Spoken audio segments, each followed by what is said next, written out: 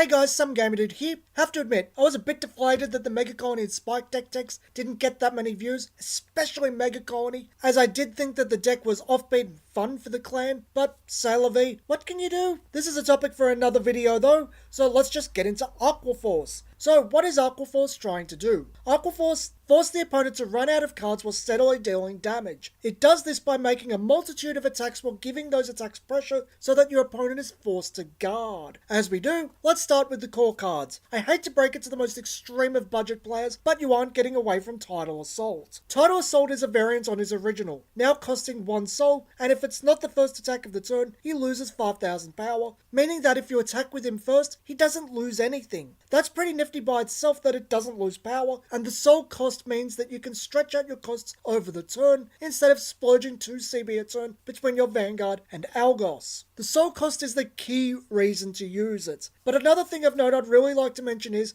I've had the most success with him on the Excel Circle and in the Optimum deck, targeting him towards rearguards. This is due to him having no pressure early on, wanting to attack first, and if the opponent does take damage, there is just as short of a 33% chance that the opponent will hit a defensive trigger each time they take damage, which can just ruin your day. When targeting a rearguard, if your opponent doesn't protect it, it's a -1, and with a power of 19,000 to 22,000, depending on boss, it's a 10,000 to 15,000 shield to stop. Algos fills the exact same role in the deck. Yes, run both for consistency reasons, and it does fit everything I said about how to use Tidal Assault. I just prefer to field Tidal Assault because it costs soul instead of Counterblast. The Counterblast is not the worst thing in the world. It does give you 2 turns to win at maximum efficiency, unless you unflip or heal, and you can get by with only 4 attacks, but you'd rather not rely on having 2 CB open each turn. It gives the opponent too much control over you. Our next most important card is T-Knight Theo. Theo rectifies the problem of having pressure. Every column he boosts, provided it's the second attack of that turn or more, and it's not the last attack, he has the pressure to give another unit plus 8,000, which doesn't seem like much, but it can and regularly does matter, especially with Maelstrom's act effect. But more than this, the most important attack of the turn, the Vanguard, has no pressure without Theo. You want them to see the Vanguard as a threat and more than just 1 damage. Battle Siren Bibiana fills a similar niche to Theo, but isn't as good due to only being 3,000 and losing her, but is pressure regardless, and does put a card into your hand. Given that Excel clans, especially those without pluses, hurt really badly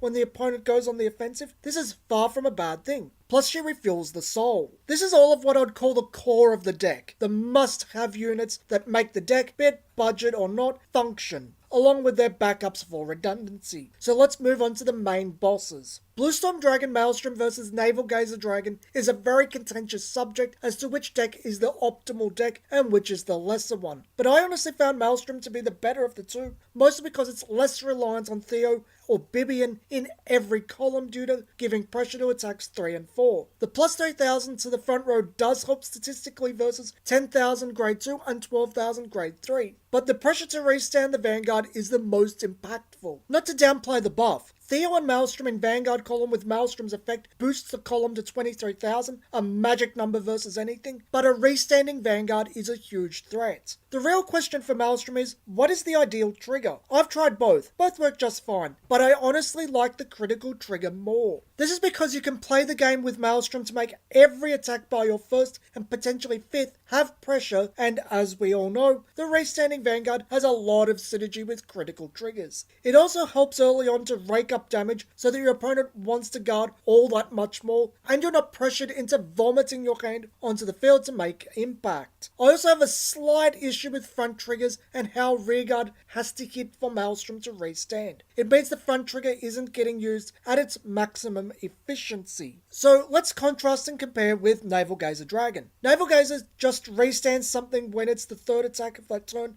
then both it and that card gain plus 10,000. It gives no pressure to anything, it has no pressure itself, and it doesn't fizzle with front triggers. You can go Tidal, anything else, this, stand that second card, and you are good to go. Front triggers affect everything you have out. Likewise, Theo and Bibiana, make sure you have pressure. But it feels so much lesser than Maelstrom. It's also not the point of Navel Gazer. Where Maelstrom is a gradual grind, something I greatly enjoy, I'll be very open about that. Navel Gazer is much blunter. It relies on brute force. This is not a bad game plan. I don't think it's quite as enjoyable, but I wouldn't say it's bad. Regardless of which boss you pick, I honestly don't think there is a good alternative grade 3. But the best of a bad situation is Diamantes. You really only want to use it when you're desperate or it'll finish the game. It's not a really good card in my opinion, especially versus Force clans. But what else can you really use? Gondicus works with Light Signals Penguin Soldier fine, but we're not even running a playset of that. Likewise, Riptide Dragon doesn't have a gift, making it a really bad option to ride. It's up to you. I chose Diamantes. I didn't try the rest,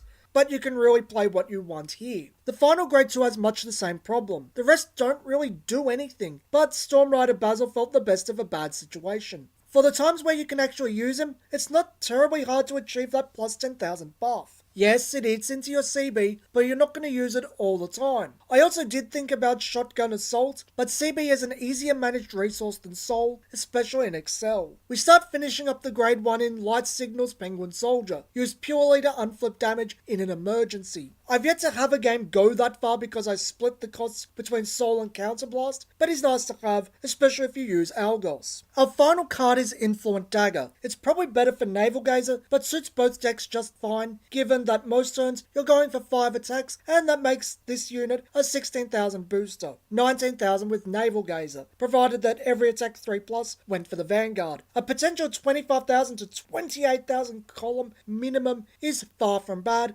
especially against Force clans, and plays into the bosses quite well. Maelstrom, should he put all triggers onto this column, makes it harder to block, while Navel Gazer just gets the biggest of big boys on his side to finish up the turn. So here's the deck. It's basically the same thing bar the boss and triggers, but plays differently enough. I will say, if you want to, play 4 Dagger and 2 Penguin. I've yet to need Penguin, but I was fine with 3-3. I did prefer the Maelstrom build, but Navel Gazer is nothing to sneeze at. I think both are a fair bit more solid than people are giving them credit for. Honestly, I was very concerned when Aqua Force was showing. It wasn't what I enjoyed about the original deck, but when I got to actually playing it, my tune changed considerably. I've tried everything up till now bar Dimension Police. I enjoyed Aqua Force as much as Oracle Think Tank and Tachikaze. This has been Some Gamer Dude, and I'll see you guys next video.